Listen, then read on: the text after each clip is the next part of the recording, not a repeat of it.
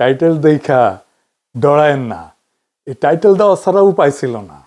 আমরা ভাবতেছি দেশের কি হবে, সবাই ভাবতেছেন না কি আসতেছে সামনে, ইলেকশন হবে কিনা, আওয়ামী লীগ আবার ফিরে আসবে কিনা, হাসিনা ফিরে আসবে কিনা, আপা ফিরবে কিনা।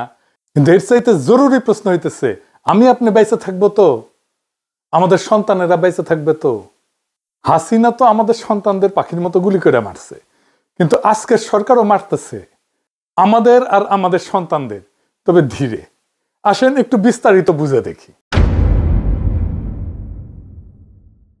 আলাপ শুরুর আগে একটু গৌরচন্দ্রিকা করে নিই। আমি বাংলাদেশের মানুষের অনেক বাস্তব সংকট মোকাবেলার জন্য বেশ কিছু সমাধানের পথ বাতলাই দিছিলাম।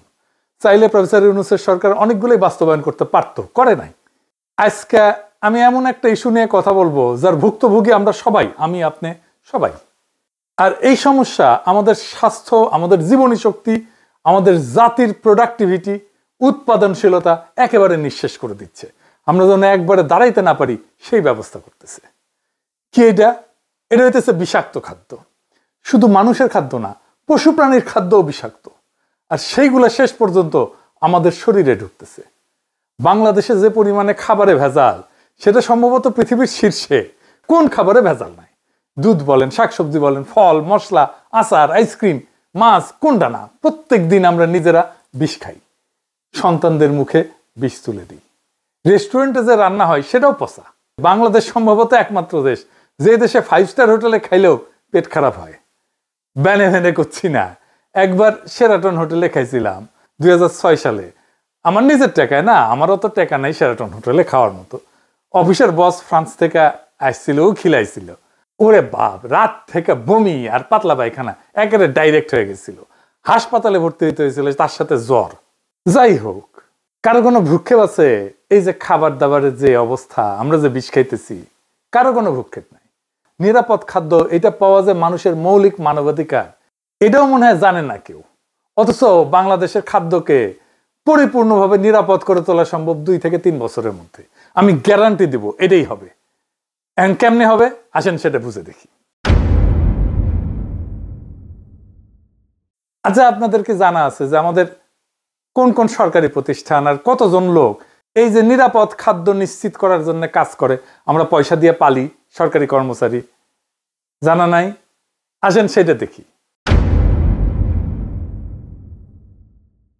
বাংলাদেশে নিরাপদ খাদ্য নিশ্চিত করার কাজে একাধিক প্রতিষ্ঠান যুক্ত আছে। এগুলো খণ্ডিতভাবে কাজ করে, আপনি কল্পনাও করতে পারবেন না যে কত লোক কাজ করে। তাও আপনি যেই তিমিরে ছিলেন সেই তিমিরেই থাকতেছেন। আসেন এক এক কইরা দেখি। বাংলাদেশ নিরাপদ খাদ্য কর্তৃপক্ষ, BFSA, এদের কাজ হইতেছে স্বাস্থ্যসম্মত খাদ্য নিশ্চিত করার জন্য বাংলাদেশে প্রতিষ্ঠিত মূল এবং সবচেয়ে গুরুত্বপূর্ণ সংস্থা হচ্ছে এইটা। এরা খাদ্য উৎপাদন দেখে, প্রক্রিয়াকরণ দেখে, আমদানি দেখে, বিপণনের প্রত্যেকটা স্তরে খাদ্যের মান পর্যবেক্ষণ এবং নিয়ন্ত্রণ করে। এটা বিভিন্ন সংস্থার কার্যক্রম সমন্বয়কারী বা আমব্রেলা বডি হিসেবে কাজ করে। অনুমোদিত লোকবল 365 জন। 2 নাম্বার, জাতীয় ভোক্তা অধিকার সংরক্ষণ অধিদপ্তর, DNCRP। আপনারা দেখেন যে মাঝে মাঝে ম্যাজিস্ট্রেট যায় দোকানে দোকানে, এটা হচ্ছে এই ভোক্তা অধিকার সংরক্ষণ অধিদপ্তর থেকে। এরা সরাসরি খাদ্যে ভেজাল বা অনিরাপদ উৎপাদনের ব্যবহার রোধে কাজ করে।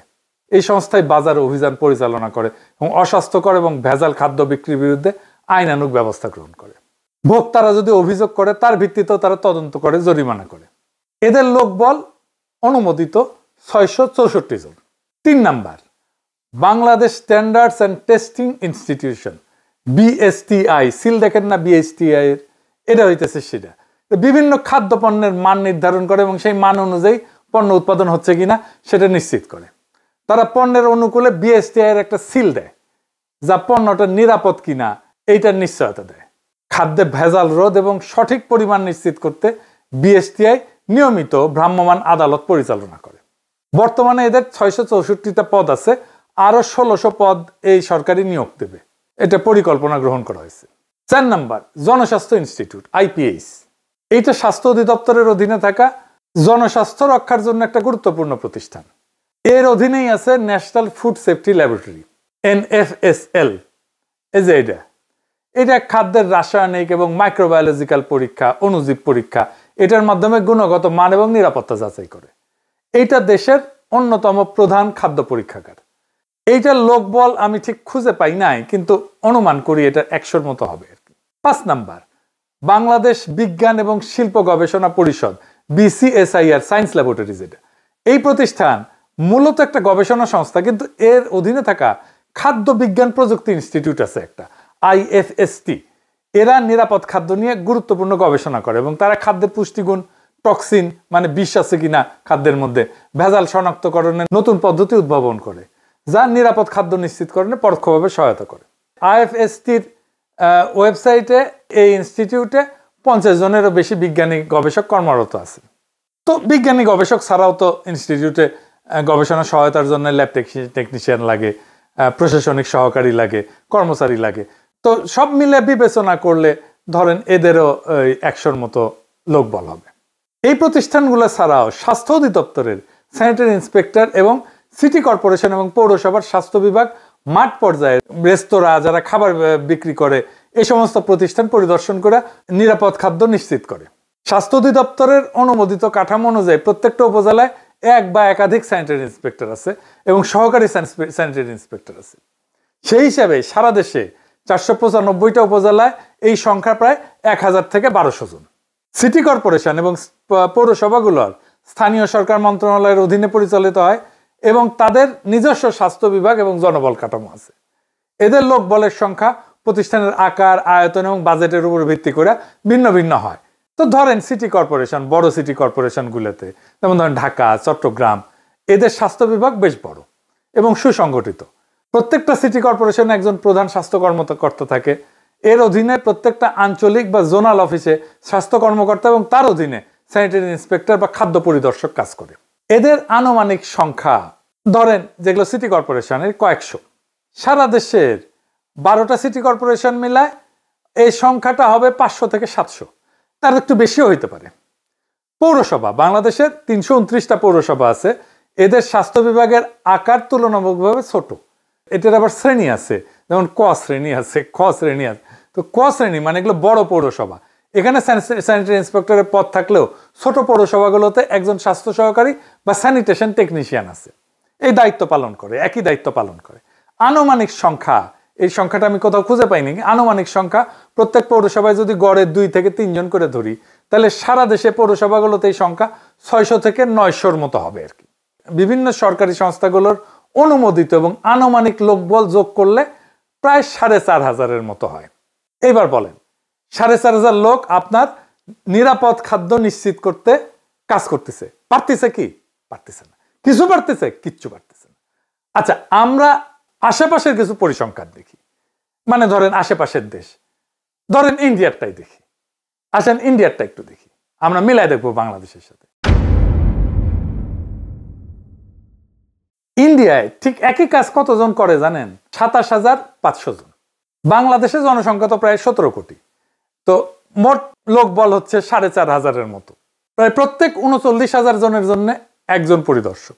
ইন্ডিয়ার জনসংখ্যা 140 কোটি, লোকবল আছে প্রায় 25,000 ধরলাম আর কি, 25 থেকে 30,000 ধরলাম, 27,500 গড়ে। তো তাইলে প্রত্যেক 51,000 জন মানুষের জন্য একজন পরিদর্শক। তাইলে আমাদের লোকবল ইন্ডিয়ার চাইতে বেশি। তাইলে ইন্ডিয়ার চাইতে কি খাদ্য আমাদের দেশে বেশি নিরাপদ? আসেন সেটা দেখি। ইন্ডিয়া একটা গবেষণা হয়েছিল এবং পাওয়া গেছে যে 42% খাবারে ভেজাল পাওয়া গেছে। তার মানে 58% খাবার ভালো। আমাদের দেশে ভেজাল কত? 76% খাবারে ভেজাল, মানে 24% খাবার ভালো। তাহলে আমাদের এই 4500 লোক বল কি বাল ফেলাইতেছে? কিচ্ছু না। অন্তত ইন্ডিয়া স্ট্যান্ডার্ড তো মেনটেন করবে। কি ভয়াবহ অবস্থা বিরাজ করতেছে দেখেন। তাহলে এখান থেকে উত্তরণের পথ কি?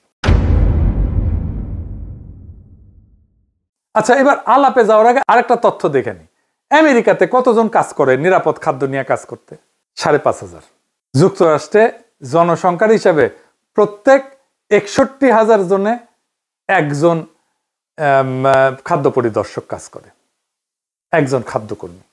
মানে আমরা আমেরিকার চাইতে বেশি লোক নিয়ে আমরা কিছুই করতে পারতেছি, কিছুই করে না। এরা হয় জানে না অথবা কাজ করে না, বসে থাকে খালি বেতন গুনে। তাইলে এগুলোর পাবলিকের ট্যাক্সের টাকায় পাইলে লাভ আছে? নাই। সরকারের কি কোনো মাথা ব্যথা আছে? নাই। যেভাবে চলতেছে, কেউ প্রশ্ন করে না। এটা নিয়ে যে কাজ করতে হবে সেটাও কেউ বলে না। তাইলে এখন আমাদের কি করতে হবে?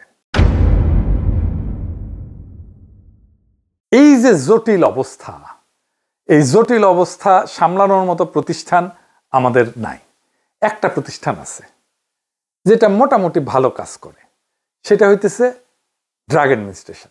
ড্রাগ অ্যাডমিনিস্ট্রেশনকেই আমাদের মূল ইনস্টিটিউট করে সবগুলো খুচরা খাচরি যেগুলো বিভিন্ন জায়গায় ছড়াই ছিটা আছে সবগুলোকে ড্রাগ অ্যাডমিনিস্ট্রেশনের আন্ডারে আনতে হবে এবং আমাদের নাম দিতে হবে আমেরিকার মতো food and drug administration.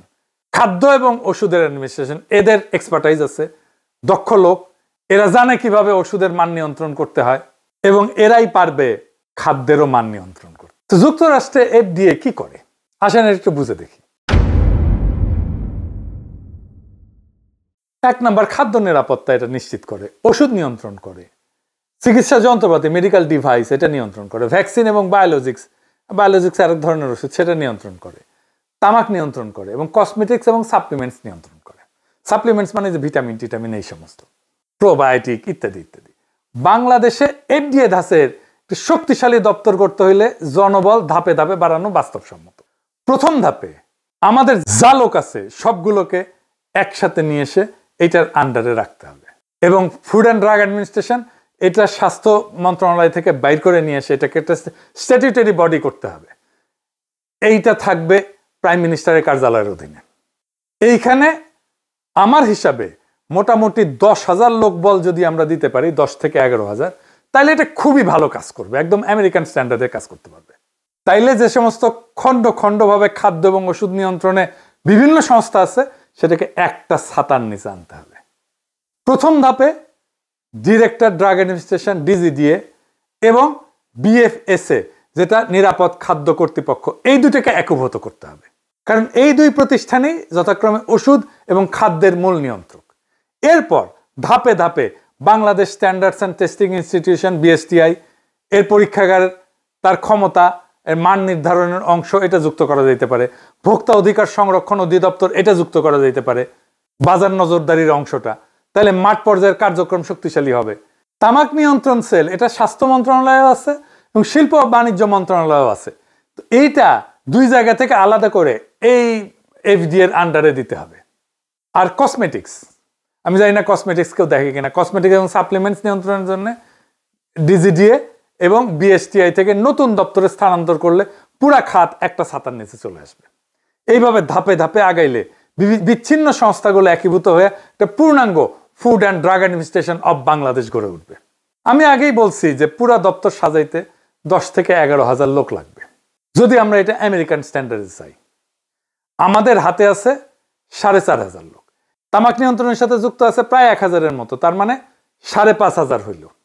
R drug অ্যাডমিনিস্ট্রেশনে প্রায় 1,100 লোক আছে, তার মানে 6,600 লোক আমার কাছে এখনই রেডি, আমরা তাদেরকে বেতন দিই।